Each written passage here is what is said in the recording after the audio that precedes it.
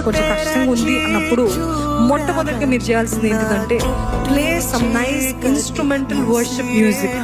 Okay, ఆ worship music play చేస్తూ మౌనంగా ఉండి నేను ప్రార్థన చేస్తా అంటే రాదు, నేను క్వైట్గా ఉండి ప్రార్థన చేస్తా రాదు. ఫస్ట్ స్టెప్ మనం తీసుకోవాలి. అపోది అంటూ ఉంటాడు, ఆ ఫోన్ చూడు, ఆ మెసేజ్ చూడు, లేకపోతే అక్కడ ఏదో అవుతుంది, ఇది అవుతుంది అని మనలో ఇట్లాంటి తలంపులు నాటుతాడు. కావాలంటే మీ ఫోన్ దూరంగా పెట్టుకోండి, మీకు అంత ఆశా నిగ్రహం లేకపోతే.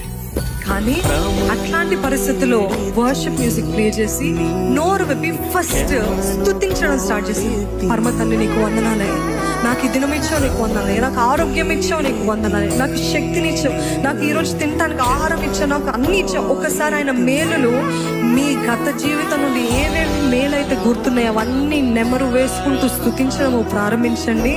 ఆ స్తుతిస్తుండగానే పరిశుద్ధాత్మ దేవుడు ఏం ప్రార్థన చేయాలో ప్రేరేపిస్తుంది.